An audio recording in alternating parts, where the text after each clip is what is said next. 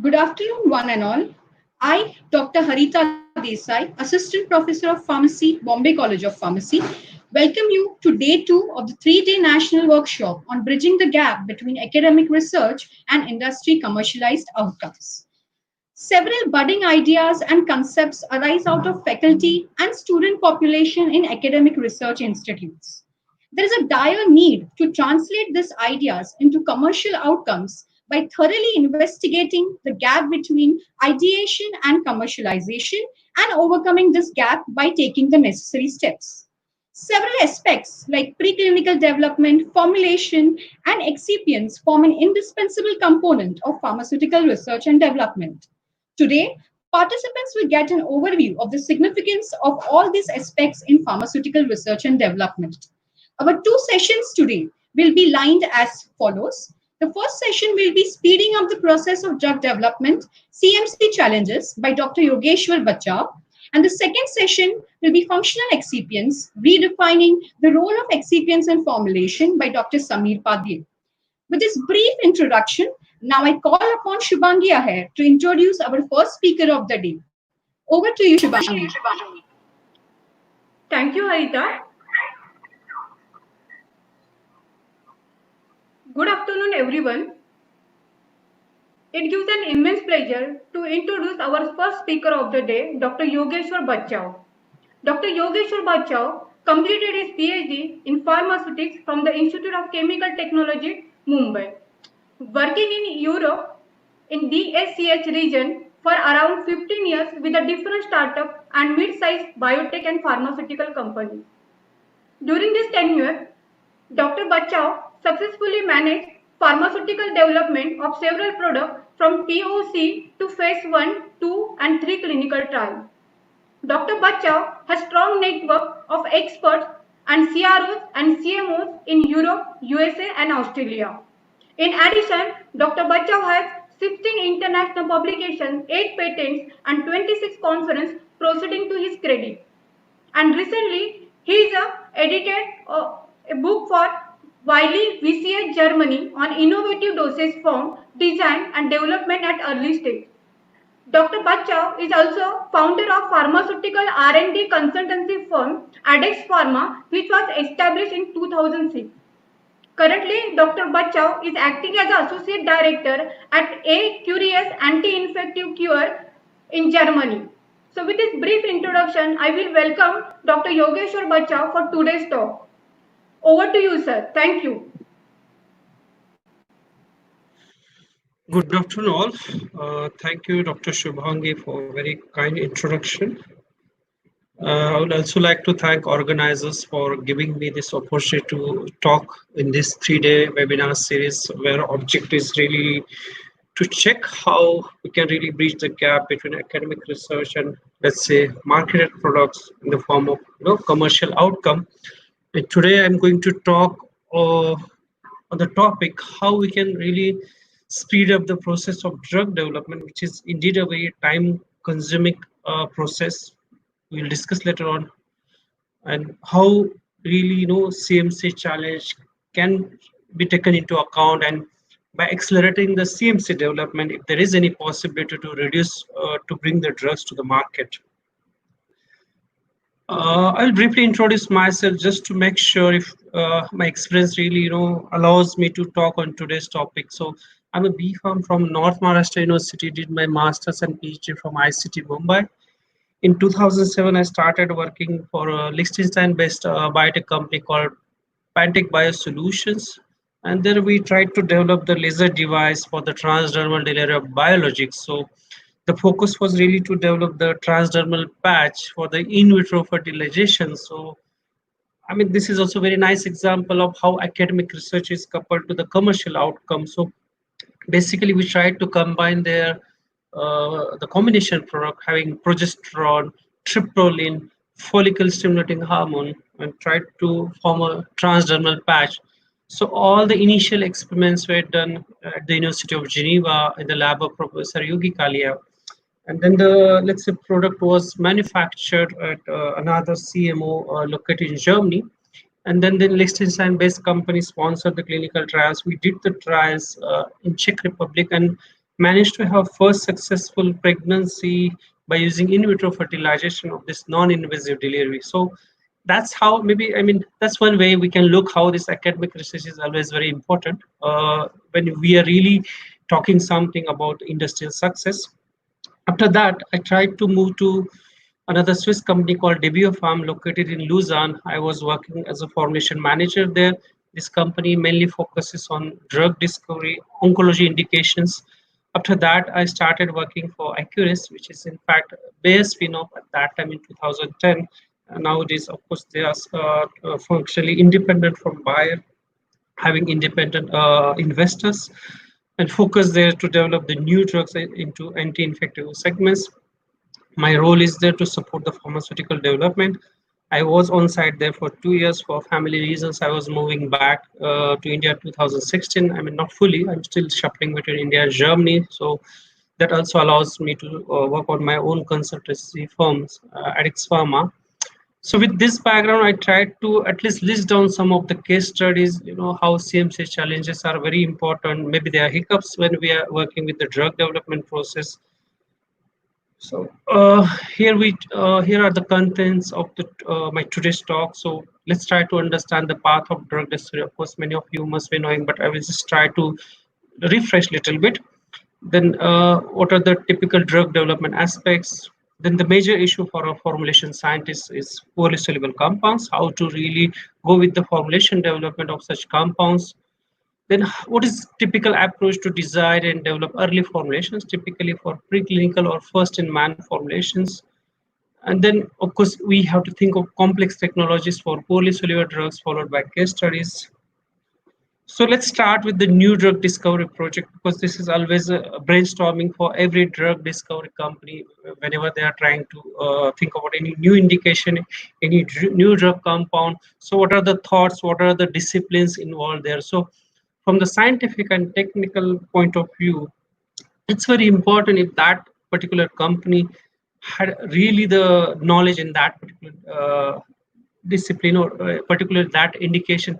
Imagine any companies having very strong, let's say, background in the anti-infective segments, maybe oncology indications, and you are trying to say, okay, why can't you develop a drug for cardiology indications? It simply doesn't work because they don't have that kind of background. So this is very important. So often you will see a lot of biotech companies, they clearly focus, okay, this is our focus, this is our background, and that's how they try to come up with the nominations of new drug discovery. And for that purpose, then they really need to think what is the hypothesis to develop a new drug, whether there is availability of the targets from the database. Nowadays, use of bioinformatics is very common.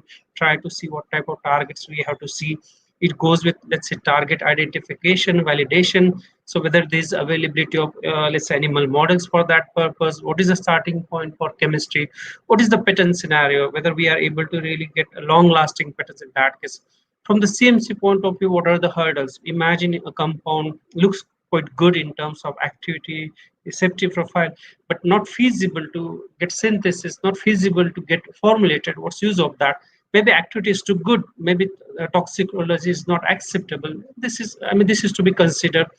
Regulatory hurdles could be another topic, maybe because some of the drugs you still have possibility to discuss with regulatory authorities. You get some concession from them for the, let's say, breakthrough therapy. For example, these days with the anti-infectives, it's quite easy to get a breakthrough designation, and you try to save some time there.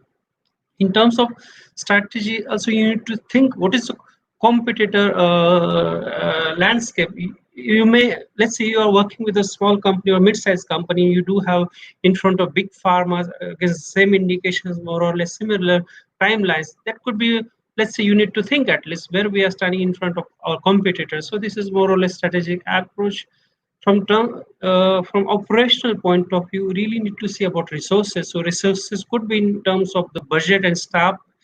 Let's say if you are a biotech company with 50 to 60 people, in that case you can easily think of phase 1 studies, maybe early phase 2 studies, proof of concept studies. But having a phase 3 studies for a small pharma or mid-sized pharma company is always a big challenge. And timelines, of course, we need to consider. One cannot be very ambitious regarding timelines. You can always imagine some failures, some hiccups, and in that case, having some buffer is always important. So these are the typical phases of drug development. So typically we start with the drug discovery phase, where we try to bring some therapeutic concept into the molecule. So idea is really to imagine any disease pathophysiology. We try to identify which proteins, which receptors we have to target. And once we know the structure, we try to come with some molecules. Once the molecule is identified, we try to do all the preclinical and clinical development until it is filed and approved by regulatory authorities. That becomes a registered product. And after that, then it goes for the commercialization. So in the chart below, you can see how it starts with the concept. Then we go for identification of target. To get it validated, you come with the lead compound, which becomes drug candidate, followed by all the preclinical and clinical investigation, and then we go for registration. So what it means when you try to think about drug discovery in order to make it successful. So as you see the timelines, in total, we need at least 10 to 12 years to bring any new drug to the market. So it's quite time consuming approach. In terms of efforts, maybe in drug discovery phase, you already start with 10,000s of compounds when you try to do the screening. But by the time you do have the, let's say, lead candidate, or maybe hits are selected between hit to lead or from lead to nomination compound, you may have 250 compounds. And at the end, then when you start with GLP tox studies, you may have like 3 to 5 compounds. One compound remains like a lead candidate, other 4 are still backup compounds. Then you start with clinical trials. After phase 1, phase 2, phase 3 trials, you go for review. And that's how then you go for filing. So you need the state-of-art technologies to come with these new compounds. Complex project management, the reason is that often these trials are being conducted all over the world, and this needs to be aligned. Plenty of resources needed, as I said before, in terms of the staff, in terms of the budget. You need best scientific minds there. You need to really understand the findings of the clinical studies in terms of clinical output. If there are any incidents of adverse effect, some serious pharmacovigilance discussions are needed there. The rate of failure is quite high, as we already see numbers. You start with 10,000, you go up to 5 compounds, and as we know, chances of success in phase 3 trials is only 30%, and you're putting almost $800 million to $1.2 billion on the table to bring any new drug to the market. So this is something to be considered, and of course, it is a time-consuming process. So you really need to have a lot of patience. Okay, that was all about drug discovery. So let's try to think from the CMC point of view, from the formulation point of view. So when I say CMC, it's all about chemistry, manufacturing, and control. So when we say from formulation point of view, around 60 to 70% of the molecules you see in pipeline for the drug discovery, they either represent a poor solubility or stability issue. And of course, you see such a scenario where solubility or stability could be an issue for any drug molecule to be developed. The challenge for the formulation scientists is quite significant because it should not be any obstacle for the drug development process. If the time taken to develop a suitable formulation may delay your GLP tox studies, first in man studies, your overall timelines are disturbed, and that's why the pressure is quite high. So if there is a poor solubility challenge, of course, you need to come with the enabled formulations so that you have the possibility to increase the dissolution of these drugs.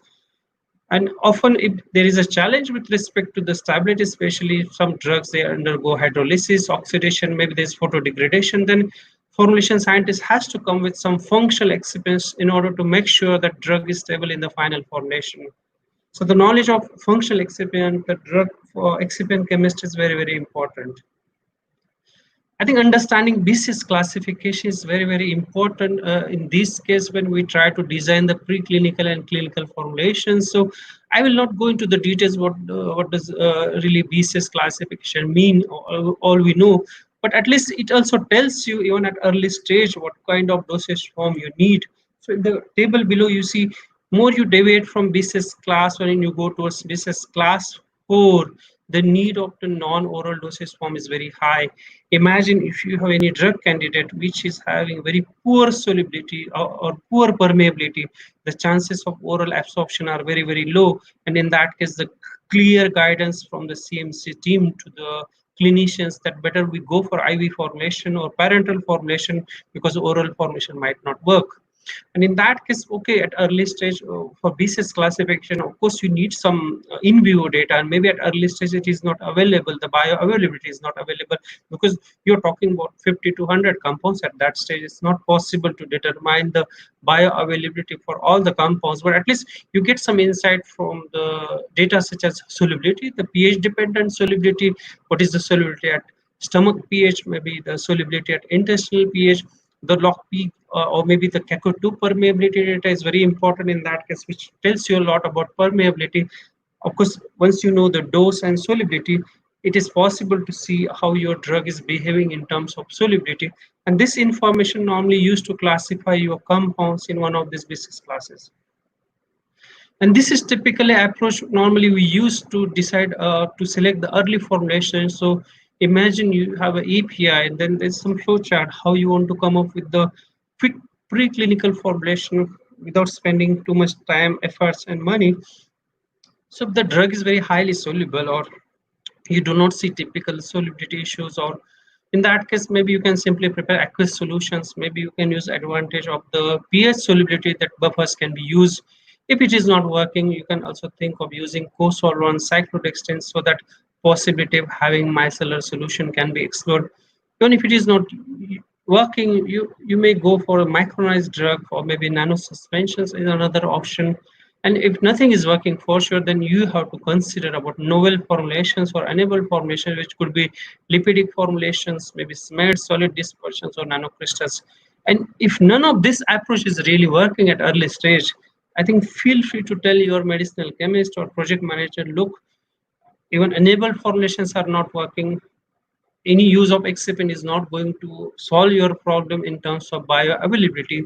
And since it is really at early stage, not much budget has been spent on the preclinical or clinical trials, I think it's a good idea to go back to drug discovery stage, do some structural modifications, change the properties of the compound so that there is a possibility to increase its solubility, and then maybe the simpler formulation can work quite well. So I think regarding permeability, we already discussed that CACO2 data is very helpful in order to check if your drug is having high or low permeability. That also tells you if there's any PGP efflux, because regarding PGP efflux, it's easy to select any PGP efflux inhibitors in your formulation so that this permeability issue can be addressed. Then also very important, you can try to determine the solubility of the drug into the biorelevant media such as FASGF, FASIP. Based on this data, it's quite logical to classify your compound into one of 4 business classes. Imagine if your compound is business class 1 molecule, then I think it's quite straightforward approach. In that case, you can simply go with very simpler formulations. Often we just mix API with simpler excipients, go with tablets. I can give you examples where we simply put the API into the capsules, hard gel capsules, and then we go for first-in-man formulations or first-in-man studies, because there the objective is really to check how the drug is safely tolerated into the humans, what could be the dose, and they also try to understand the pharmacokinetics of that compound in the phase 1 trial. So you don't want to spend a lot of money, a lot of efforts at that stage. Imagine if the drug is not very well tolerated at that stage. If there are some ADME issues, you still have some possibility to come back, change the molecular properties of your drug, and then once it is optimized, you can still repeat your first in man studies. There's also possibility you can use the oral solutions, suspensions. I can also tell you once we had an occasion that we just had an API in capsule alone and ready to use vehicle. It was simply mixed together before first in man studies. So that's how we try to keep as simple as possible. But it's not the case often. As I said before, almost 60 to 70% of the compounds, they do represent some solubility issues, and they are from basis class 2 drugs. And in that case, you are forced to use some excipients so that you have the possibility to increase the solubility of the compound and thereby the bioavailability. And for that purpose, the first step, we try to do the excipient screening, and we try to select the excipients from the class of cyclodextrins, the polymeric solubilizers, oils, surfactants, co-solvents.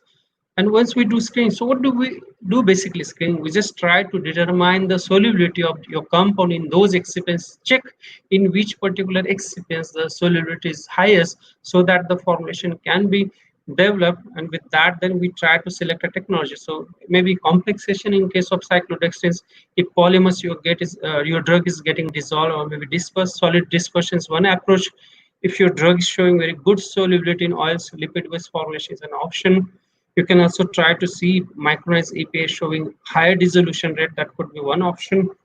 And mesoporous silica particles is one consideration when you want to consider your crystalline drug into the amorphous form. So I think this is one approach, very important. Maybe you will not see it very popularly used or not published, but at least one of the challenge I encountered in my earlier life. So at early stage, the availability of the API is very, very limited. Often at the drug discovery stage, you hardly have 10 to 20 milligram of API available. And then maybe we have to really check if what kind of vehicle we can use, what kind of formulation we can use for the, let's say, preclinical studies. Then in that case, it's very difficult to come up with the approaches to come with the solubilizers. So what it did basically there, we tried to dissolve the compound in an organic solvent. We tried to dispense into 96 well plates. Once the solvent is evaporated, we had the possibility to have the very microgram or let's say milligram quantity of API in each well. And then we added the vehicles to each well. We had a like agitation for 24 to 40 hours. This is what you do when you try to determine the saturation solubility of the API. At the end, then filtration takes place to remove the insoluble drug or drug which is not solubilized. Then the HPLC or UPLC analysis was performed to determine the drug. But this really allowed us to screen large number of compounds in a shorter period of time without consuming too much API. So it was quite helpful. And this approach we successfully used to, let's say, screen the library of compounds, and we were able to grade, because naturally when we try to evaluate the library, often it is graded on the basis of its, let's say, efficacy, maybe the based on its cytotoxicity profile. But one approach we also tried to use in that library, how it behaving in terms of formulation point of view, how is its solubility and stability. And there on this slide you try to see that case study. We try to determine the solubility of these compounds in the aqueous medium, some biorelevant medium, as well as different surfactant solubilizers. And based on this data, at least it was possible to update to our project manager how the solubility profile was different for one compound compared to others. So this is also one grading criteria was taken into consideration when we had to select one compound out of the library. So once you have this data from the excipient screening, then prototype formulations can be developed using these enabled approaches. And these formulations are ready to be used for the PK studies or tox studies, because this is the first time you are trying to use the compound into the in vivo studies, into your typical animal model. And in that case, imagine, of course, when you try to discuss with your toxicologists, they don't like really to put a lot of excipients into the formulation. They simply hate any excipient because they just want to see the effect coming from your compound, from your API, because then it's easy to understand how well tolerated your compound. Imagine you have a formulation with very high concentration of affinity, just for example. So, and there is any anaphylactic reaction, or maybe compound is not very well tolerated. So what is the in conclusion? Whether your API is not safely tolerated, or it's because of polysorbidity.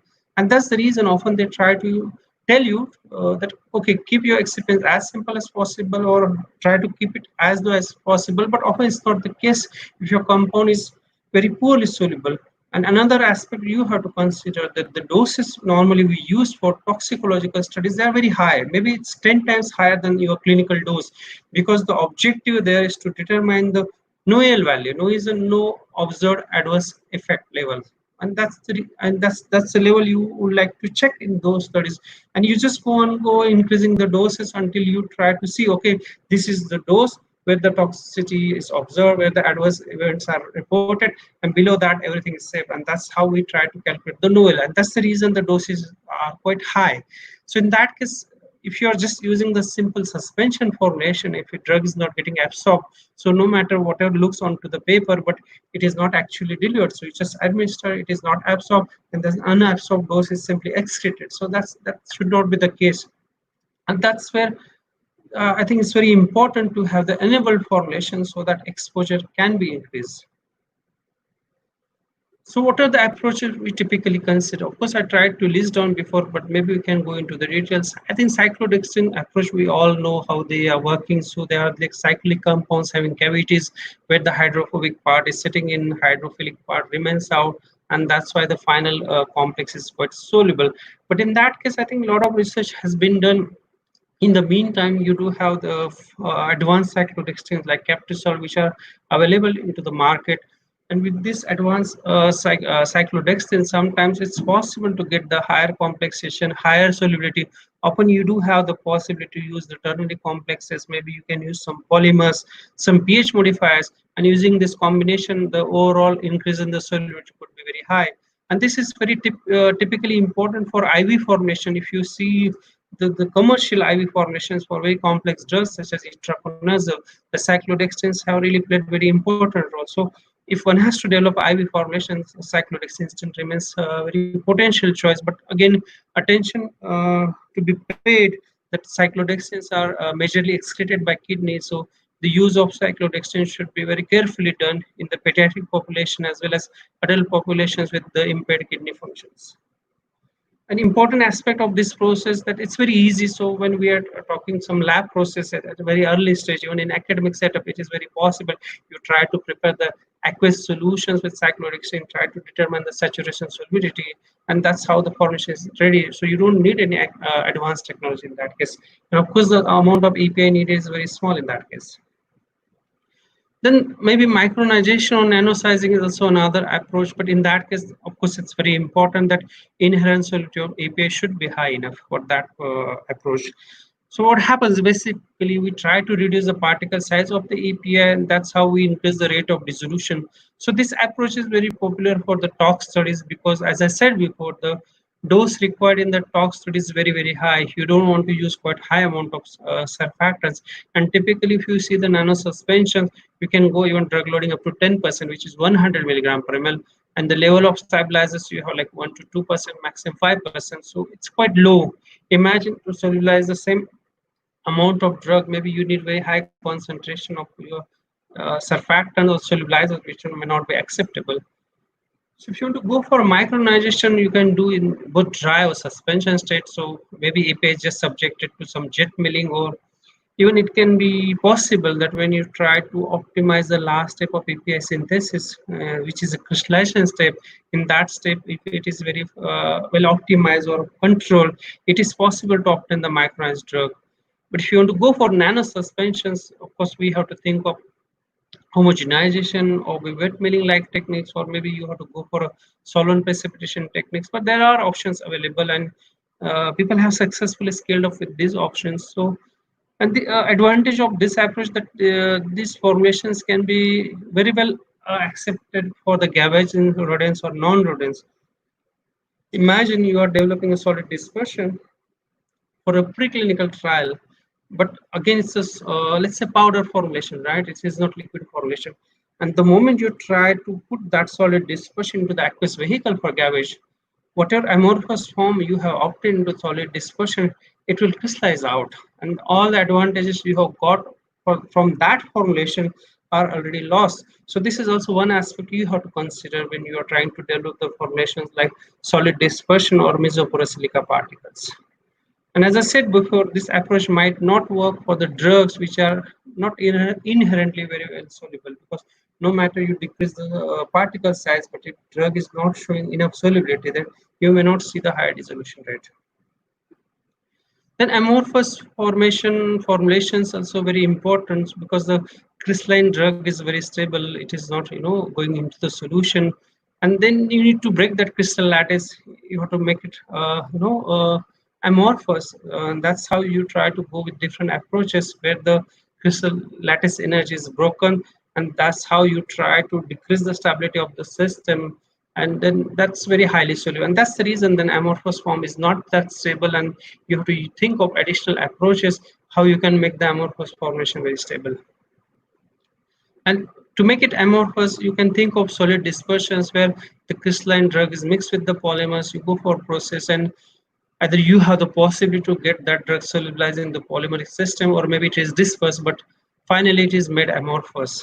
And then with this option, you could obtain the higher bioavailability, and this final product could be filled into the capsules. Maybe you also have the possibility to compress tablets, and this is very widely used approach for the BCS class 2 compounds.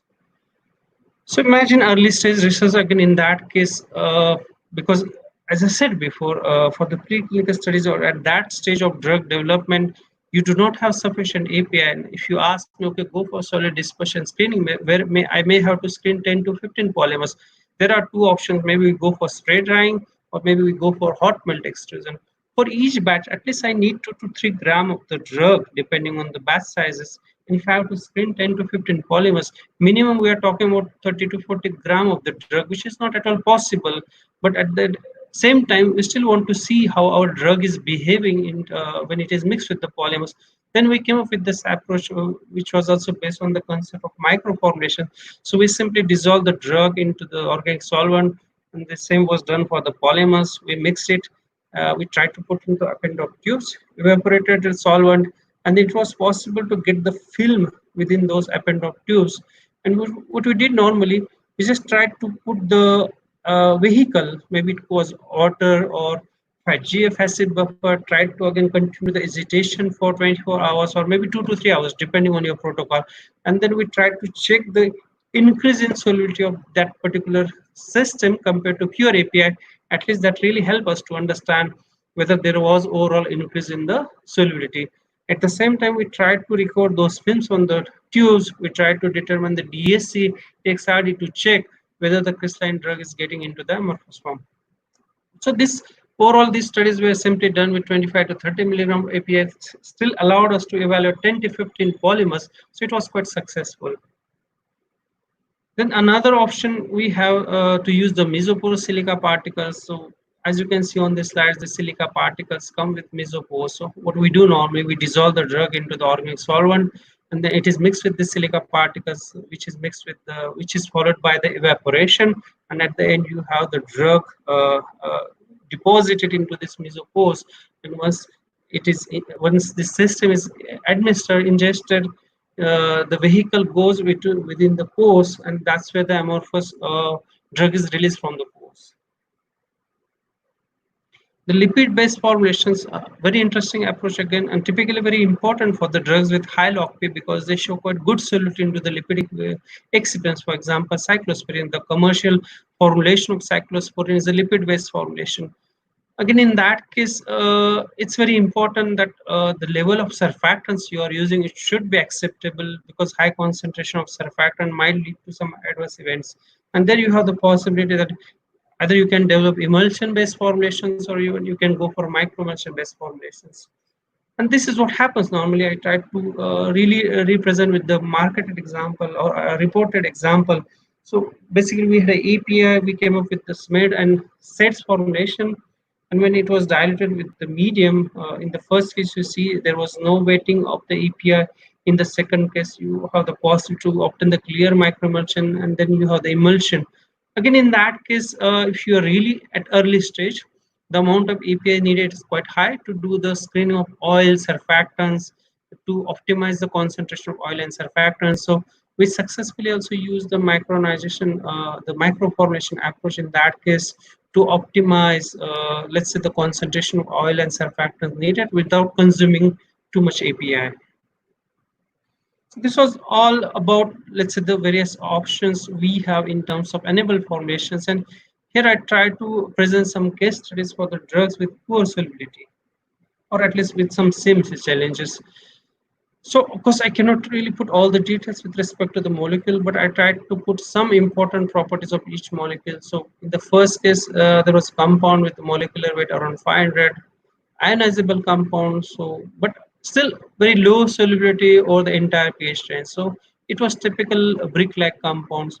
So at that stage, they really tried to check all the possible options to improve the solubility and bioavailability. So lipid-based formulation, solid dispersion, mesoporous silica particles, nano suspension, co-solvent-based for. And reason is that, again, I said before, you don't want to have the CMC or formulation as a showstopper for your tox studies or first-in-man formulation. So idea is really to do the screening of the, a lot of formulation at the same time. So you develop at least 5 to 6 formulation, subject them to PK studies in parallel, and come up with the formulation which is working well, and immediately we can go for the tox studies. So what happens when we try to consider different options? So the API solubility in oils on surfactants was not that great. So of course, emulsion or microemulsion formation was not an option. But at least what it was reported, the pH modifier was playing quite important role because the drug was a bit soluble at extremely acidic pH. So in that case, co-solvent and pH modifier combination was considered because this was the only vehicle where API solubilization was possible. But at that time, again, safety of excipient was not very well known, that particular pH modifier. And then when the PK studies were performed, the bioavailability was very good, but there were serious incidents of side effects. And that was the reason the formulation could not be used further. But at least it really helped to understand what molecule was put into the solution form where it was dissolved. It was possible to increase the bioavailability. Regarding other approaches, so lipid formulation approach was also working quite well. In that case, API was simply dispersed into MCT. So as I said before, the API solubility was not that great, but still the API dispersion in the MCT was working quite well. So we tried to investigate the mechanism little bit, and we understood, again, it was a hypothesis, but at least what we could understand, the digestion of lipids is happening in vivo, and it leads to some in vivo micelle formulation. And that was the reason that even with API dispersion in lipids was quite helpful. So often what we do normally, we just check the solubility of the API in lipids. If it is not soluble, we think, okay, it may not work, but maybe it's worth of exploring with some lipids. Even the drug is not soluble, they can still work by the micelle formation. So this lipid formation still allowed the sponsors to go for the preclinical studies, but what about clinic? Because it was a chronic administration. For the chronic administration, normally you prefer having oral solid dosage form, not a liquid formulation. Again, with MCTs, test is another issue. You can't really, ask patients or volunteers to drink a formulation which is not testing very well. So the efforts were put to come up with the oral solid dosage form. So they tried to check the nano suspension formulation, but the drug's inherent solubility was not that great, and that's why nano suspension approach didn't help to increase the bioavailability. Then they think, okay, we should develop mesoporous silica particle formulation where objective is to convert the crystalline drug into the amorphous form. But what happened?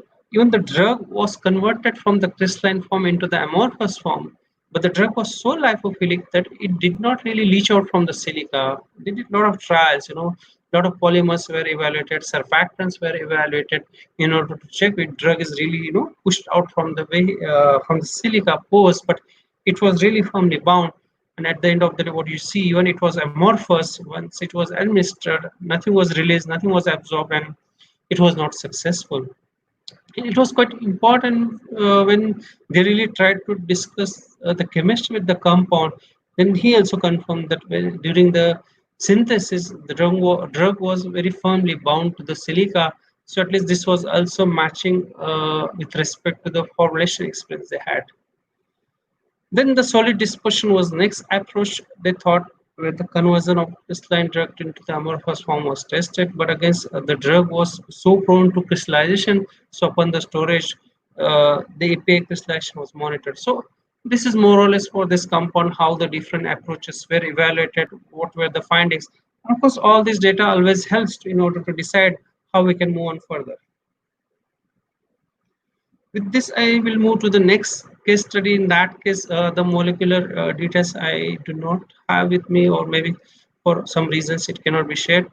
So their objective was to develop the depot formulation. So when I say depot formulation, normally you are seeking for the delayed release. So maybe you can check some anti-HIV drugs developed recently by J&J, where they tried to come up with the injectable nano suspensions. So concept is that you try to take the advantage of the poor solubility of the compound. So when it is administered intramuscularly, the depot formation takes place. That due to the insoluble nature of the drug, very slow release of the drug is taking place, and you can imagine a delayed release for, let's say, 2 to 3 months. And that's the principle of this case study. Drug was very poorly soluble, and the objective was to get the sustained release at least up to 3 months. So in that case, the sterile formulation was desired for subcutaneous route with the volume of injection 1 to 2 ml. So maybe when you think of parental suspensions, nano suspensions, or delayed release, PLGA particles naturally remains a famous choice. But if you try to check around, the cost of PLG is very high. So at the end of the day, cost of goods very high. It makes very expensive technology. Again, the expertise around is quite limited. You do not have many CMOs available around who can really develop the PLJ microparticles for parental administration, because you're looking something which is having commercial success. Then, okay, they thought nanosuspension formation, what we discussed before with respect to J&J depot formation, this was explored. The feasibility studies were performed, and the objective was to have the D90 of the nanosuspension formulation around 180 to 200 nanometer. Nextmail is very common in this case, works quite well. With the 40 to 60 minutes of milling time, it was possible to have the desired particle size. But the next challenge, at least that time, there was no possibility to have manufacturing nano suspension in a sterile facility, because you will see a lot of CMOs around at least that time who were able to manufacture the oral nano suspension, which is a non-sterile formulation. But if you want to develop the parental nano suspension, naturally you are looking for a sterile facility. So in that case, the strategy was slightly modified. Then, at least what they did, the bulk of the nano suspension was produced in the class 2-3 facilities, non-sterile, and then it was transferred to another CRO to subject either to autoclave or lyophilization, followed by it should not be gamma lyophilization. With lyophilization approach, of course, gamma irradiation work, but if it is a liquid formulation, of course we cannot use the gamma radiation. And that's how they obtain the sterile product. So idea was that once you have the sterile lyophilized product, it can be just reconstituted on site prior to administration, and that's how this formulation was developed. And when they tried to do the POX studies, it was possible to have the delayed release profile over 3 months. It's very simple case study. There was a, let's say, investigational compounds at a very early stage, and it has some ionizable group with acidic functionality. It was in preclinical phase 1 step. So you can see from the graph, it's very important to include the excipients such as antioxidants, preservatives, because they always need some justification why we are adding these excipients. Imagine if your formulation where your drug is not sensitive to oxidation, but sometimes in the clinical development at early stage, you don't want to take any risk. Sometimes even antioxidants are added to be on safe side in the absence of any data. But as you move from early stage to late stage, you at least need to provide sufficient justification why this antioxidant is added. If there is no sufficient justification, it's better to get rid of these excipients. So with this, I would like to conclude my today's talk. Thank you for your attention. Informative session. Indeed, selection of hit molecules for carcinogenic purposes, and designing of formulations for poorly soluble candidates is very challenging. And your case studies have helped us understand how all these aspects can be considered when we are designing, when a formulation scientist is designing such systems, and what are the various critical aspects that will be considered if we are designing such systems. Thank you, sir. Now we have some good questions from our participants. One of our participants, Mr. Prakash Katakam, has asked that what are the various methods for rapid formulation development? I mean, it will be good if you can also put that question on the screen, possible. But if I understand the question correctly, you said what are the possible options, right? Or what are the In methods? What are the faster, for if you want to go for faster drug delivery system designing. I mean, as such, there is no system. As I said, we try to come up with that setup. We really try to check. I mean, for every formulation, there's a base. Imagine if you want to develop the cyclodextrin-based formulation, the cyclodextrin is going to be a base. If you want to develop solid dispersion, you need to check how your drug is behaving in contact with polymers. If you want to come up with the emulsion or microemulsion based formulation, you need to check what is your drug solubility into lipids, and that's how we do the excipient screening to make sure into which technique, or let's say using which approach your drug is performing well. Okay, okay, sir. And the another question is by Dr. Shilpa Shrotriya. Dr. Shilpa asks, how can you select the drug molecule for repurposing and drug repositioning? I mean, this question is, to be honest, out of context of this presentation, but at least I have some background working with some other clients. So, I mean, repositioning or repurposing is one thing. You can really need to go back into, let's say, docking studies, or maybe based the knowledge of bioinformatics, you can really check what type of receptors are involved in particular disease pathophysiology, and what kind of candidates you already have which can really bind to these receptors. And if these molecules are already available onto the market, you can subject a systematic drug receptor interaction by using computational tools. And if that is working well, at least that gives a good basis to check if any approved drug could also be used for some other indications. Okay, okay, sir. And the next question is by Mr. Ankit Roy. He has asked that could you give more guidelines on microformulation approach? Microformulation approach. Yeah, I mean, why I say micro, because there we simply use the 96 well plate, right? And that's why we say micro formulation, because you are not consuming a lot of API. So what we did basically, rather than weighing each API into the vials or maybe into the vessels, we simply dissolve into the organic solvent. By using the multi-pipette, we tried to dispense this drug dissolved in organic solvent in microvales. And once the solvent was evaporated, then we had the possibility to use the each excipient vehicle into that well. And as you do in normal case, it was subjected for 48 or 24 hours agitation, and that's how we tried to determine the solubility. So it worked quite more or less in the same way as you do for the normal solubility screening. Only the difference is that rather than powder drug, we tried to solubilize and then evaporate the solvent, and that's how we tried to minimize the consumption of the API. Okay, okay, sir.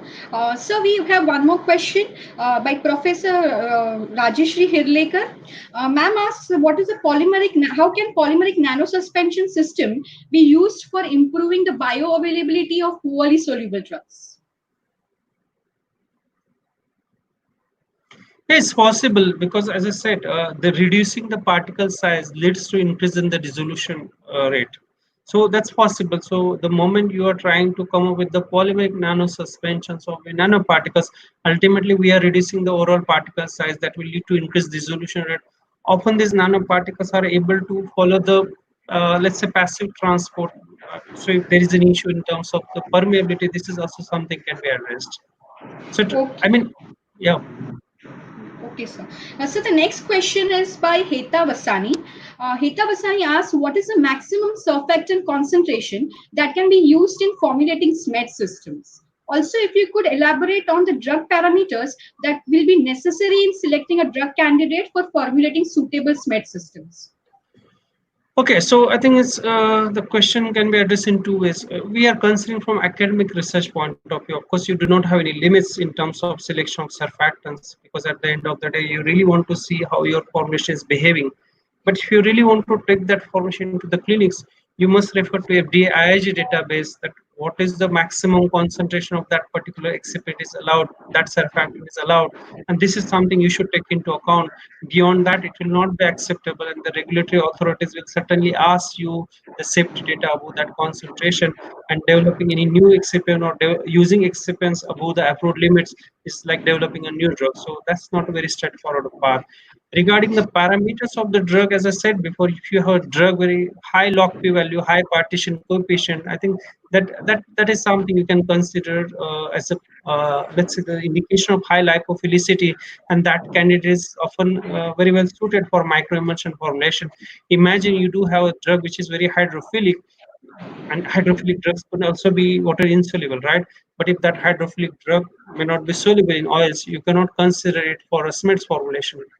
Yes, yes, yes, sir. The next question is by Mona Pipilani. She asks, is there any idea from which we can come to find, we can determine the improvement in solubility of poorly soluble drugs? And can we gauge whether it is a hit and trial method? I just try to read again. I mean, of course, without having experimental data, it's always difficult to find out or to predict, how the drug is behaving. But there are some in silico tools where the modeling aspect try to take into consideration the pKa and log P of the molecule, and that's how they try to predict the solution in the aqueous medium. That's possible. Okay, okay, sir. The next question is by Shivam. Shivam, which asks, how can we overcome the toxicity issues when while dealing with intravenous administration of cyclodextrin formulations? I don't think you can deal with these toxicity issues because once it is given by IV administration, it is already into the systemic circulation, and then it has to be excreted, it has to be eliminated from the body. It will go to the kidneys where the excretion or elimination is taking place, and then kidneys exposed to this high concentration of excipients. And this is a typical no-go, I will say. Okay. The next question is by Dr. Supriya Shidde. Ma'am is asking, while developing a new formulation of novel phytopharmaceuticals, whether we can conduct the toxicological studies, whether they are required, and how can we use a solution or dispersion approach for the same?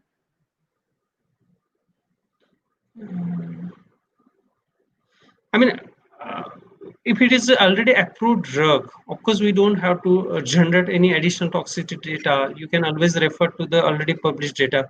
But if it is a new drug, in your opinion, or maybe new extract, so certainly you need to generate the toxicity data.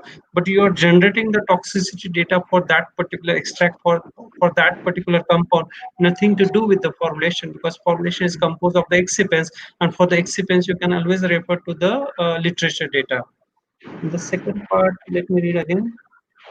Uh, can you use solution or dispersion approach in designing such formulations?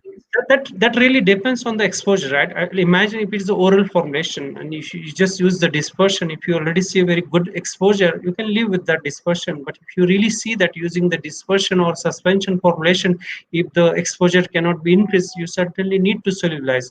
And if you're going for parenteral route, naturally you need to have a solution formulation because everything has to be into the solubilized state. Okay, sir. Thank you, sir. The last question of this session will be by Rajeshri Masa Reddy. She has asked, what are the various stability aspects of SMED formulations? Okay, I think the first aspect you have to check whether your API is stable in contact with the oils and surfactants, because often these oils and surfactants come with the residual oxidizing impurities. If your API is prone to the oxidative degradation, this is something to be checked. And from the formulation point of view, let's say if your formulation is not very well optimized, you'll have some segregation of oily phase from the aqueous phase, and this is something you need to optimize by carefully monitoring the surfactant concentration. Thank you, sir. The session was very, very good. We got to learn a lot of how different aspects we can understand while designing formulations at academic level, what different points we should consider if we are designing formulations that can be commercialized in future. Thank you very much, sir, for your time and for giving this excellent session. Thank you. Thank you for your attention. And I really enjoyed this interaction. Thank you. Thank you. Thank you, sir. Bye. Uh, with the last question, now I introduce the next speaker of today's national workshop. Our next speaker is Dr. Samir Padhye. Dr. Samir Padhye is currently associated with Arihant Innochem as technical or deputy manager. He has pursued his B.Pharm, M.Pharm, and PhD from Bombay College of Pharmacy. He has total 6 years post PhD experience in academia and industry. He has worked for several firms like Cipla, IPA Laboratories, etc., and handled versatile portfolios. Sir has 6 years experience in academia and several years experience in industry. With his experience, he is apt to guide us on taking appropriate steps to bridge the gap between academic research and industry commercialized outcomes. With this introduction, I invite Sir Dr. Samir Padhye to start the second session of today's national workshop. Sir?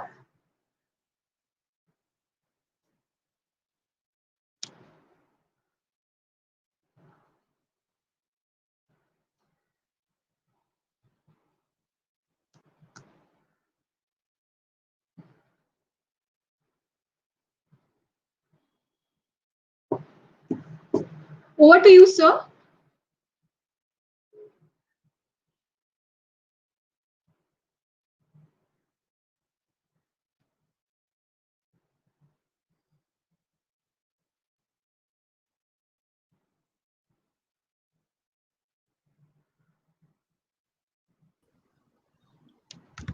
Hello. Yeah, yes, sir. Yeah. Thank you very much, Harita, for the kind introduction. At the outset, I would like to thank Bombay College of Pharmacy for inviting me as a speaker. My today's talk is focused on functional excipients, redefining the role of excipients in formulations.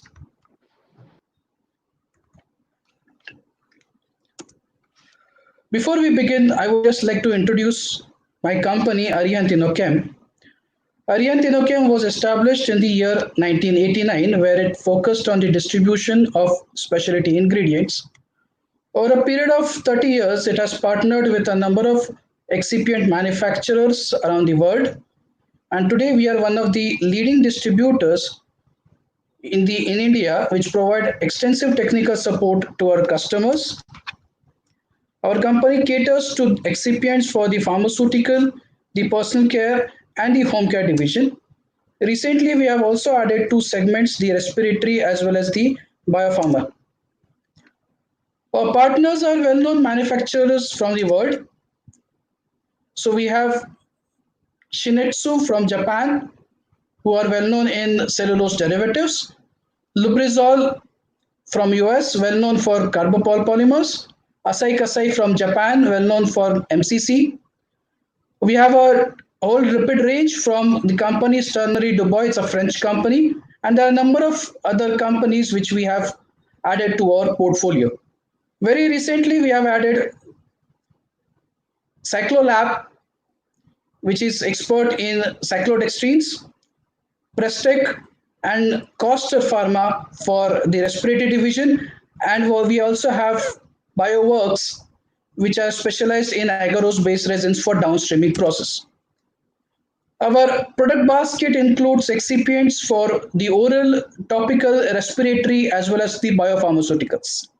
So we have excipients for conventional tablet processing, for direct compression, improving the compression parameters, for continuous manufacturing using hot melt extrusion, for platforms such as ODT, bioadhesive systems, site-specific drug delivery systems, and the novel drug delivery systems such as SMEDs.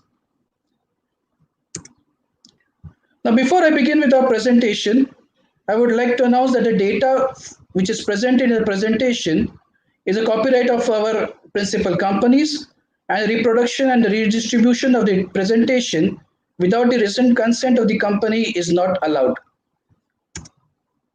So my today's talk is basically focused on two aspects. One is to give you an idea about the different functional excipients. What do you mean by the term functional excipients? And how do these functional excipients improve the processing of the dosage form?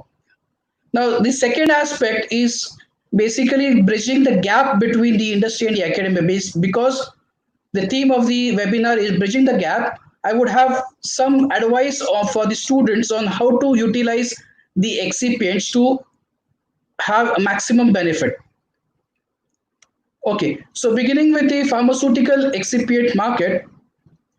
Now, the excipient market is growing at a very good rate of about 5.8% per year.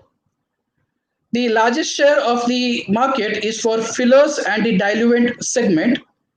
In the category of the oral formulations, the for oral formulations have the largest share, and topical formulations are fast growing up. So there are many companies who are investing in the in topical formulations. The attributes for the growth in the excipient market include the growth of the pharma industry, increase in the number of biopharmaceuticals, a shift of manufacturing focus to the emerging markets, and the arrival of functional excipients. Now, before we go to what are functional excipients, let us see how conventionally we have been looking at excipients. The word excipient itself is derived from a Latin term excipere, which means except. So it simply means other than.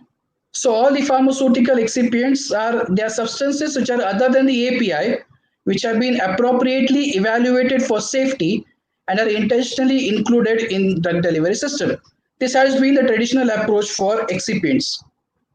However, there has been a substantial development in the excipients over a period of time, and now we have excipients are looked as functional excipients. So you have an advanced role of the excipients in the form of functional ingredients.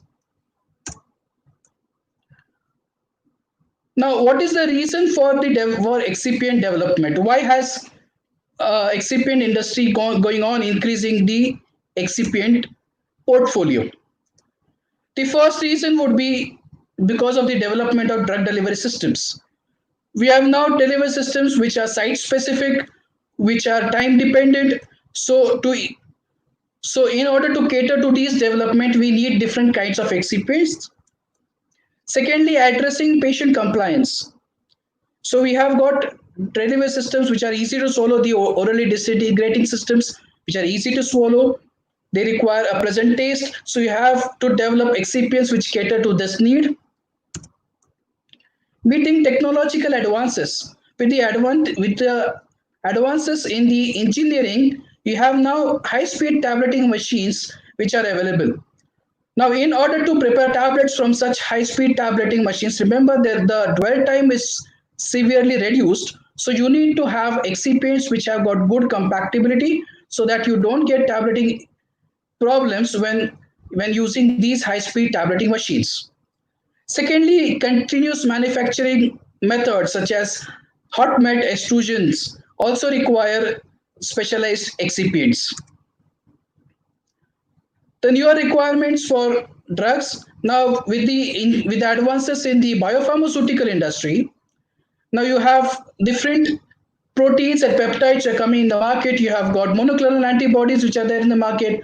Now, to address to the issues of biologicals, you need to develop certain type of excipients. Next, you have got excipients with desirable properties. For example, for orally dispersible tablets, you would prefer to have an hydrophilic lubricant which will not interfere with the disintegration time of the tablet. And lastly, because of the effective use of the existing excipients, people have identified newer applications of the existing of the excipients, which is actually a very relatively inexpensive and less time consuming way of better utilizing the excipients. So when you talk about the new excipients, they would fall into one of the four categories. So you can have a completely new chemical entity, a new excipient. Now, the development of a new excipient is a time-consuming process, and it takes as long time as developing an API.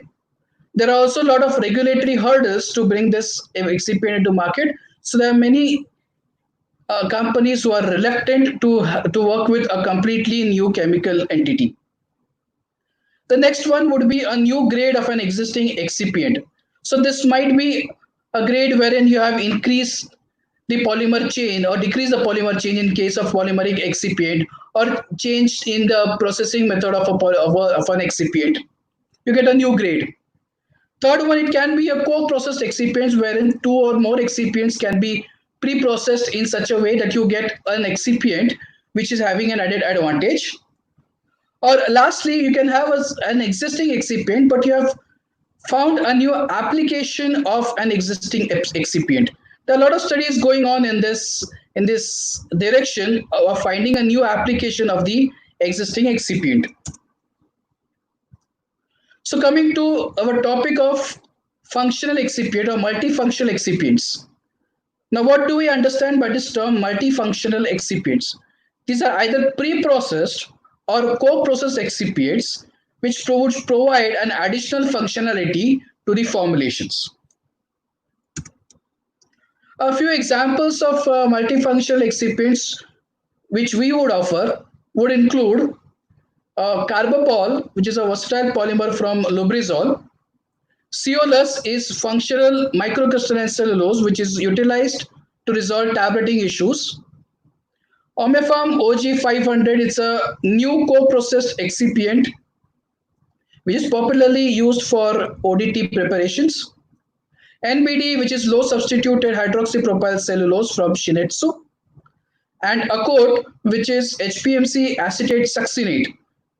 Now, HPMC acetate succinate is an enteric polymer which has been conventionally used for site-specific delivery. Now, it has found a new application of as a carrier for solid dispersions. So, due to time constraints, I would be focusing on the first three multifunctional excipients. To begin with is carbapol. Now, everyone is very well aware of carbapol, but this is the only polymer which is neither pre-processed nor co-processed, but the polymer itself is so versatile that it has got multiple functions. Going to the carbapol chemistry, carbapol is basically cross-linked polyacrylic acid.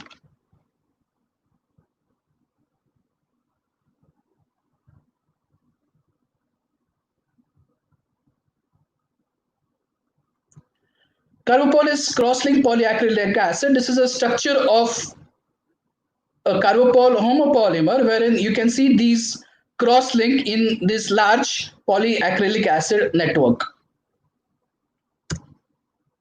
We also have something called as carbapol copolymer. Copolymer consists of cross-linked polyacrylic acid along with another monomer which is C10C30 alkyl acrylates. So that's the structure of carbomer copolymer. Carbomer is the chemical name, whereas carbapol is the brand of lubrizol. Now, we would be aware of all these different grades of carbapol. I have specifically included this slide because most of the students as well as faculty members are very well aware of all these different grades of carbapol. Now, these grades have benzene as residual solvent, except for Novion polycarbophil, which is having ethyl acetate as a residual solvent. All the other grades are not recommended for any new product development due to regulatory restrictions on benzene. So, whenever you are using any carbapol, make sure that you are not using these grades of carbapol. What is preferred? Novion polycarbophil and other grades of carbapol. Now, these are the different grades of carbapols which are used. Now, coming to the different carbapol grades which we have, the first three, the 971P, 71G, and 974P, these grades can be used orally as well as topically, the residual solvent being ethyl acetate. The other grades which are marked in blue, these are to be used only for topical applications. The residual solvent is a co-solvent, which is a mixture of ethyl acetate and cyclohexane. And we also have pemulin polymers. Pemulin polymers are also carbomers, but which are copolymers. and they are very well effective for topical use. Now, what is the difference between all these grades? The difference arises due to difference in the cross-linking, where in case of 71 and 7974, the difference in the cross-linking density, difference in the residual solvent, difference in the cross-linking agent, and difference in the polymer type. So you have got homopolymer, copolymer, as well as interpolymer. The interpolymer ultrase and ETD, they are very well effective for topical use. Interpolymer are carbomer homopolymers with block copolymers of polyethylene glycol and long chain alkyl acid esters. Comparing the hydrogels of carbopol compared to the linear polymers, now being cross-linking polymer, the hydrogel is comprising of a single entangled chain, is not of a single entangled chain of polymer, but is comprised of distinct microgels, which is made up of many polymer particles into which the drug is dispersed. So this is kind of a unique network, because of which you require carbopols in a very lesser quantity as compared to other linear polymers. What are the applications of carbopol? They are the most versatile polymers. So you have oral as well as topical applications. In the oral applications for tablets and capsules, carbopols can go in as a granulating medium, for as a binder, as a sustained release matrix forming agent, for oral suspensions and solutions, in order for taste masking, for bioaddition, for making permanent suspensions. Now, suspensions prepared using carbopol polymers have a negligible sedimentation rate, because of which you can make permanent suspensions out of by using carbopol polymers. These polymers also find a use in dental and oral care, wherein you can have toothpaste, mouthwash preparations from using carbopol polymers. The topical applications include emulsions, creams, lotions. So you can have aqueous, anhydrous, as well as hydroalcoholic topical systems prepared using carbopol polymers.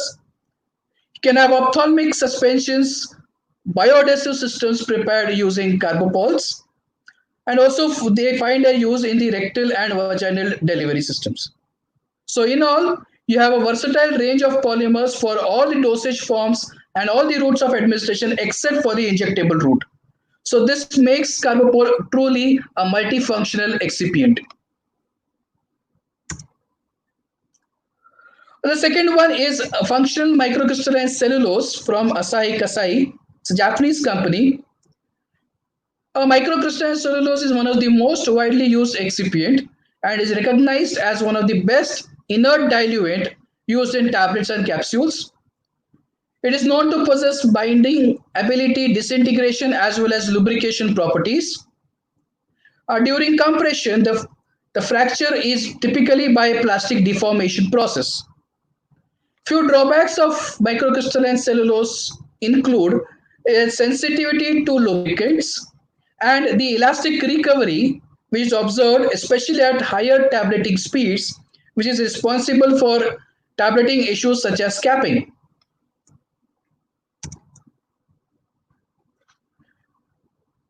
Asahi Kasei offers two basic functional microcrystalline cellulose grades, Ceolus Kg grade and the UF grades. Ceolus Kg grade is a highly compactable grade, which is basically made up of fibrous particles of MCC. Ceolus UF are round porous particles of MCC. Both the grades are different, both have different properties and different applications. And both these grades are morphologically very different compared to the regular microcrystalline cellulose grades. Now looking at few properties of the Ceolus grades.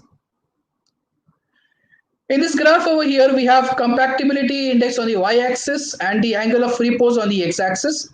The angle of repose is the measurement of the flow properties, whereas compactability is a measure of a good tablet strength. If you look at the different conventional MCC polymers, okay, you have these grades which are conventionally being used. The kg grades have got a very good compactability. The kg 1000 grade is the highest, has got the highest compactability, whereas the UF702 has the highest flow rate in between these polymers. US711 is kind of a balance between good flow properties and good compactability. So all these four grades definitely have advantage over the existing conventional grades of microcrystalline cellulose. Looking at the properties of the UF grade, the UF grade is round porous particle. So you have the cross section area of UF711 over here and UF702 particle. The pore size distribution by mercury porosimetry shows the pore size around few tenths of micrometer. That's the pore size of the pores of UF grades. This pore volume contributes to a high plastic deformation of the particles. These are the SEM pictures of the kg grades. So here you have kg 1000 and kg 802. When we compare it to pH 101 and 102 grades and the conventional MCC grades, we can clearly see the elongated fibrous structure of the kg grades compared to the 101 grade. This elongated structure is given by the factor called as aspect ratio, which is the ratio of the length to the diameter of the particle.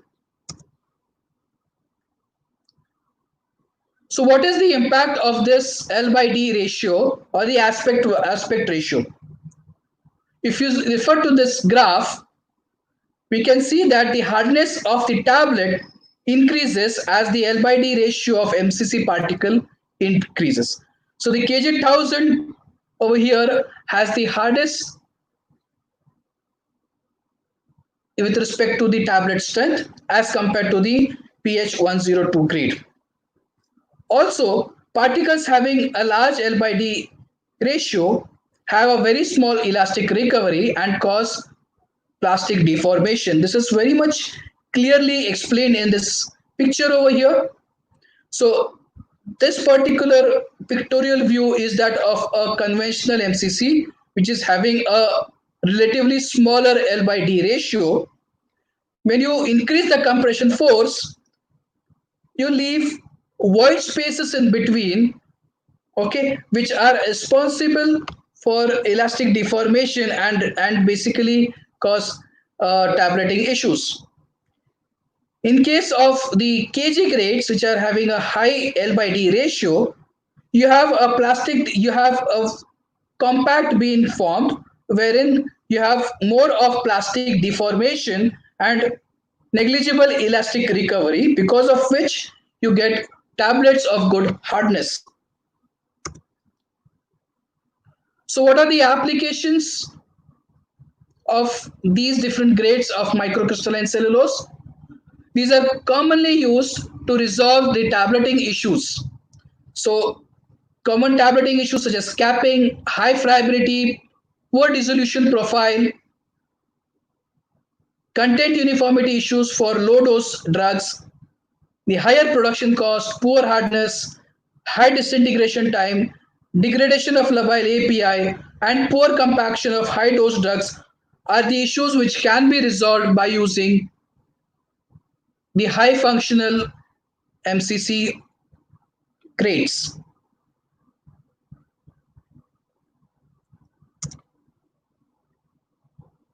Lastly, we have functional calcium carbonate, which is a novel multifunctional excipient from the company Omia. Now, OmniaFarm 500 OG is a co-processed excipient which comprises of calcium carbonate and tribasic calcium phosphate in the ratio of 40:60%. This SCM graph clearly depicts the difference between the natural calcium carbonate whereas the functionalized calcium carbonate. The features of FCC includes high porosity, high surface area, a lamellar structure, and brittle plastic behavior. From this graph, we can see that the interparticle pores would be few microns in diameter, whereas the interparticle pores can go less than 1 micrometer. The key advantages in using functionalized calcium carbonate includes lamellar structure, which provides particle interlocking, which results in a higher mechanical binding. This promotes a high compactability, which is given in this picture over here. So you have this lamellar structure, which is responsible for a higher mechanical binding. Due to this mechanical binding, you have a higher compactability as well as the disintegration time is considerably less. Lower ejection forces are required during tableting, which leads to an increased production speed and decreased equipment variability. The porous nature of the excipient results in high adsorption capacity for oily drugs and proteins. So another application of FCC includes as a drug carrier agent. So you have the FCC, which can be impregnated with an oily drug. So you can have drug adsorbed on the excipient. You can convert it into a dry form, which can be easily processed further into tablets.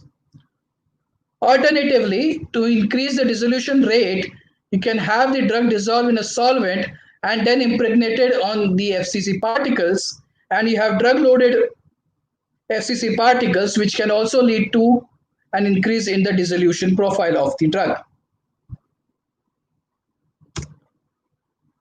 So few applications of FCC includes, it's a filler binder for orally disintegrating tablets, for dry granulation, as a dry binder which can go in dry compression. It can go as carrier for liquid API for proteins. It is used as a filler for gastroretentive system because of its very low bulk density. It can give a floating drug delivery system. It is also used to improve the dissolution of poorly soluble API. Now, this particular excipient has been extensively used in nutraceutical market and it offers a very good value. Now, these three excipients form the basis of your understanding for what is multifunctional excipient. The second part of my presentation would focus on bridging the gap between the industry and the academia.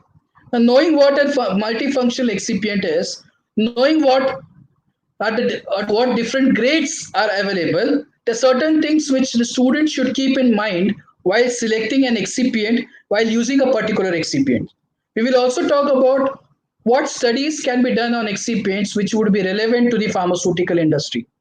Now, I have been into the industry as well as in the academia, so I have actually looked into both the sides of the industry as well as the academia. So I know how, I have got a fair bit of idea rather of how a student would think with respect to an excipient selection. What are the possible mistakes which can happen while selecting an excipient? So what points should be kept in mind when selecting an excipient? So first, the excipient selection includes the selection of the vendor. So identify the different manufacturers which you have. Secondly, the grade selection. Know the different grades of excipients which are available. Thirdly, API compatibility.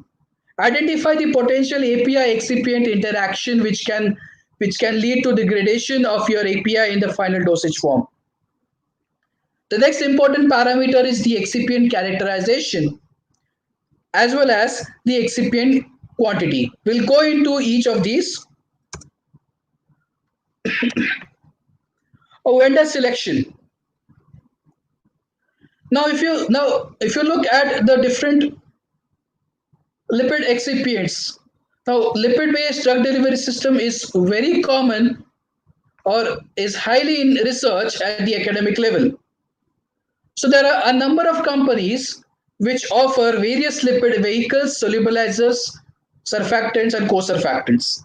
This slide talks about the different excipients which are offered by different companies. So the student has to ask himself, are you aware of the different companies which are offering the same type of a lipid? For example, propylene glycol dicaprate is offered by Dubai under the name of Celister 8110 PG, as Miglior 840 by IOI, Labrafac PG by Gatfosse, Captex by Abitec, Crodamol by Croda. Now, all these may or may not be equivalent. Now, what do I mean by this? All these are propylene glycol dicaprate. Chemically, they are the same, but the proportion of the oils in these excipients may be slightly different. So you may get slightly different results when you interchange between these excipients. Having said that, it is utmost necessary that the student should know what are the different equivalent grades which are available with respect to different manufacturers. Secondly, the grade selection. Know your grades. Know the different grades of the excipients which you have. What is the advantage?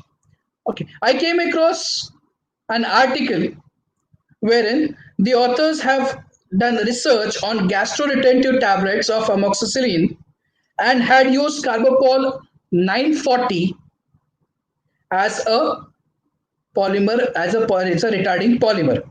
Now, carbopol 940 is actually not for oral use, but unfortunately the authors were not very careful in selecting the right grade of the carbopol, which resulted in using carbopol 940 for the oral use.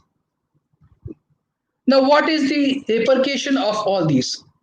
Nowadays, the student should not look into their research work as only which remains in thesis or you make a publication out of it.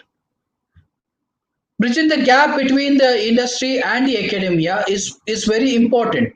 So you should think of how you can get your product into the market. So here all these parameters come into use. If you get a very good product out of this tablet, still you cannot utilize this product. Why? Because the grade use is different. So you will have to rework with a grade which has been used, which can be used for the oral use. Okay. So my advice would be to take the help of the manufacturer or distributor for selecting the right grade of the excipient. You can always refer to publications, but taking help from the manufacturer or distributor would be very much helpful for you in selecting the different grades.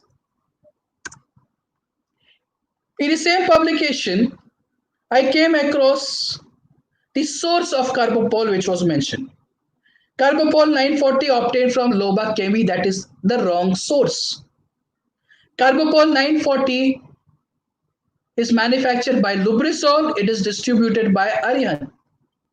Loba Chemi may be having a different carbomer. So reporting carbopol 940 as obtained from Loba Chemi is being wrongly reported. So you have to take care of the excipient. From where are you procuring the excipient? Are you procuring the excipient from the right source? All these things are to be taken care. Next one is API compatibility. These are some commonly reactive impurities which we find in the excipients. These impurities maybe because of the excipient itself or because of the impurities present in the excipient. For example, the reducing sugar lactose interacts with the amino groups of the API. It's a very well-known interaction, the Maillard reaction. Okay. However, impurities in microcrystalline cellulose, such as glucose, may also show this interaction. Secondly, aldehyde is formaldehyde, which is present in polyethylene glycol polysorbates. Furfural which is present in some cellulose derivatives, can also interact with drugs containing amino groups. Peroxides, these are also very common impurities which are present in the excipients. You can find trace amount of peroxides in excipients such as povidone, cross-povidone, cellulose derivatives, polyethylene glycol, polyethylene oxide, and polysorbates. So you have to be careful if your API undergoes degradation by oxidation. In case you are using these excipients, you have to make sure that whether you need to add an antioxidant in your formulation. Then there are also metal impurities which are present in the excipients, which can also lead to oxidation of the API. So what you should do? Excipient characterization is also of importance. Have you referred to the certificate of analysis? The general practice of students is once you get an excipient, start using an excipient, and the CO is maintained in the file. Okay. Now, this practice has to be discontinued. This is a random COA which I have taken from the internet. It's for MCC. Now, what I marked over here is the particle size distribution, which is a very critical parameter for MCC because it is used as a filler diluent. So obviously the flow properties would come into picture. Similarly, this is an COA of polysorbate. Here, peroxide value is reported over here. A student has to go through the certificate of analysis, look at the different tests which are done for the excipient, look at what is the fatty acid composition. Okay, now each excipient would have a different, each polysorbate from different source would have a different fatty acid composition. All these things should be kept in mind when you're selecting the excipient.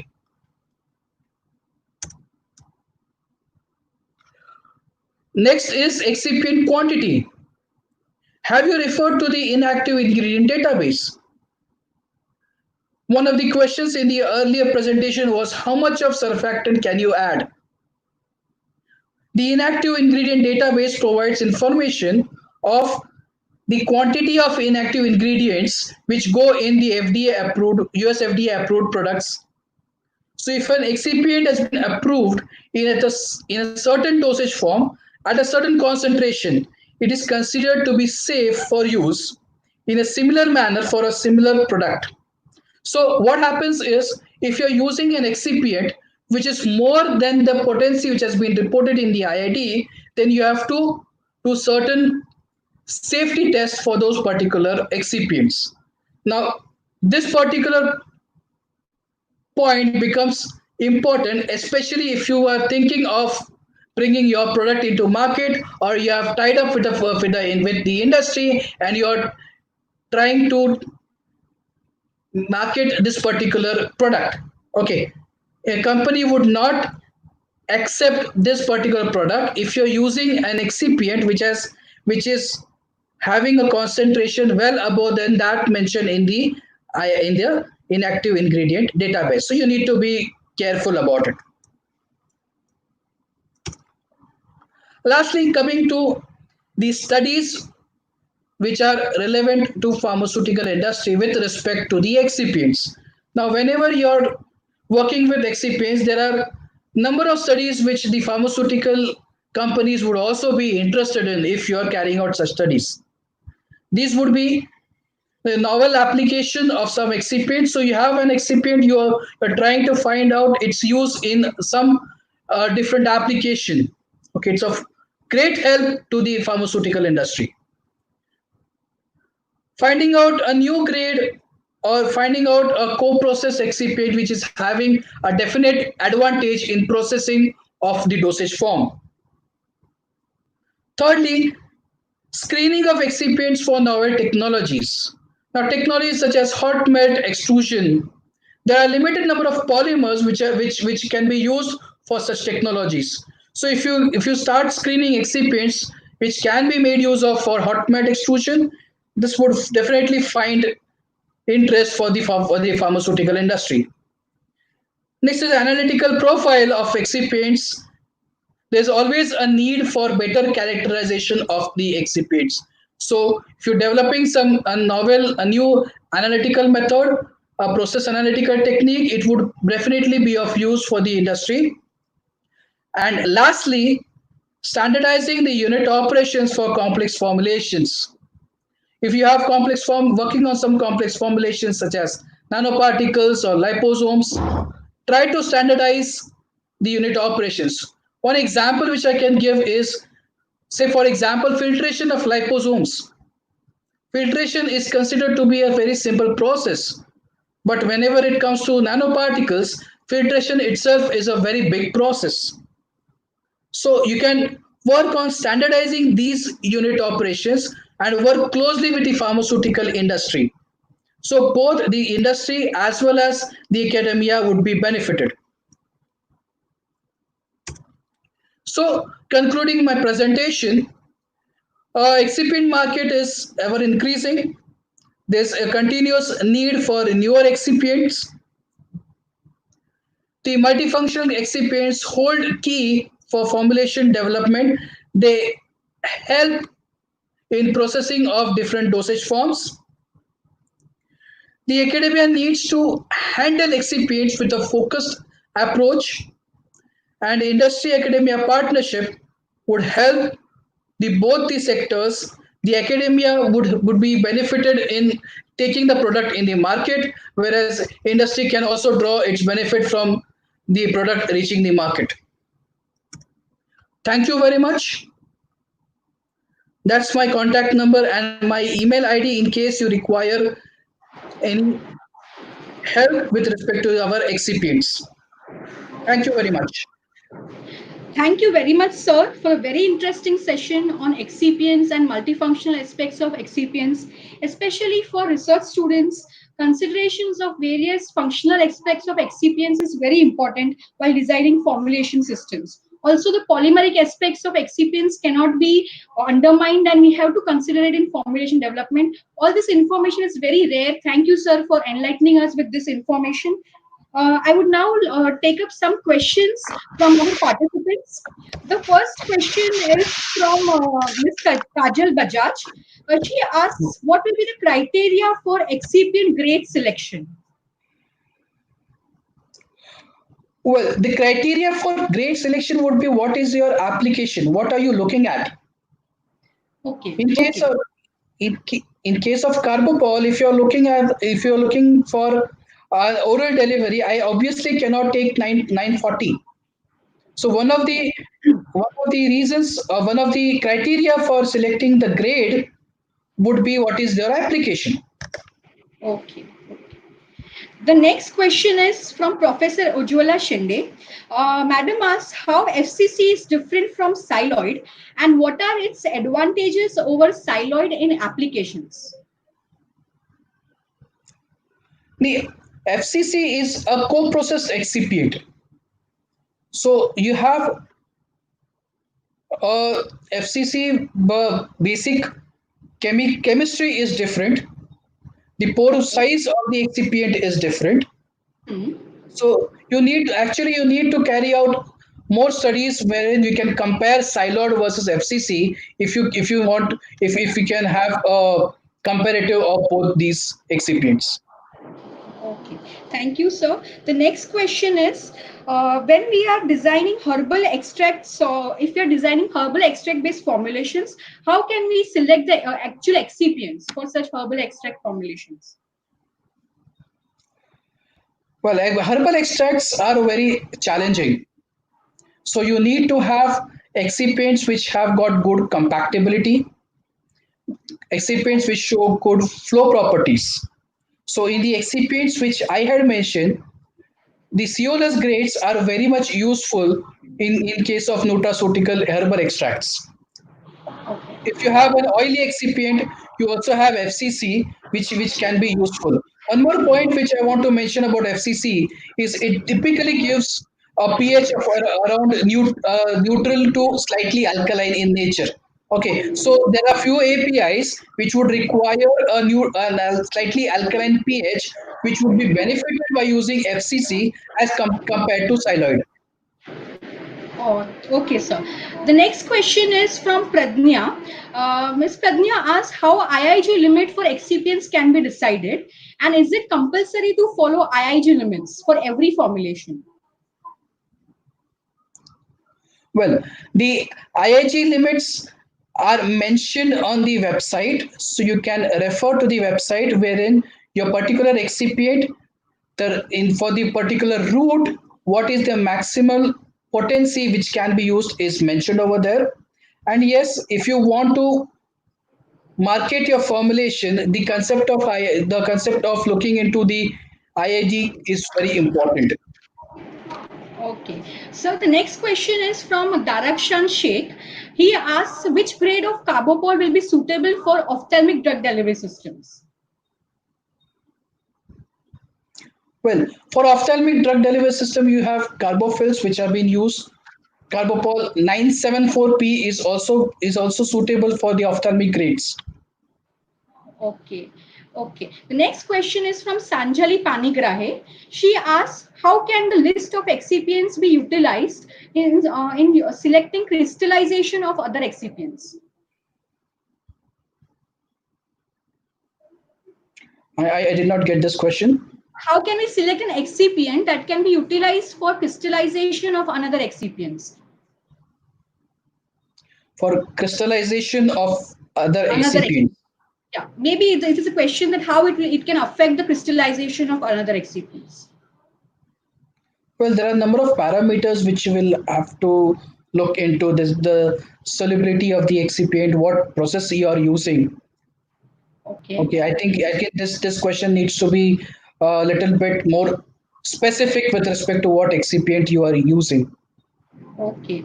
The next question is from Mr. Bhaskar. He asks, how can you consider the stability issues when you are designing ophthalmic formulations for carbopol and the sterilization parameters for the same? Okay. Now, with respect to the sterilization of carbopol, Yes, sir. hello. Yeah, yes, sir. Yes, sir. Sterilization aspect of ophthalmic And formulations yes, containing carbopol. okay. We sterilization of carbopol polymers. Now, carbopol polymers can be sterilized by your autoclaving, and you need to for the process the carbopol polymers by the aseptic manner.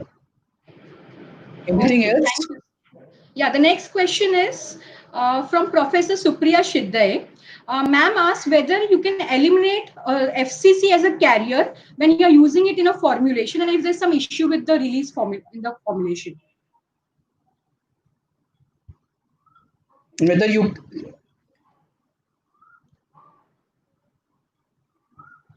if the drug is not showing release of FCC,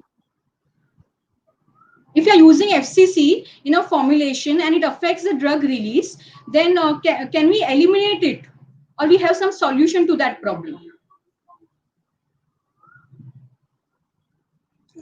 okay, you have to find out why is there a problem with respect to the drug release. You have to do studies to find out whether is it FCC which is responsible for delaying the drug release, Okay. whether your drug is remaining stable with respect to FCC. All these aspects have to be taken into consideration. Okay, sir.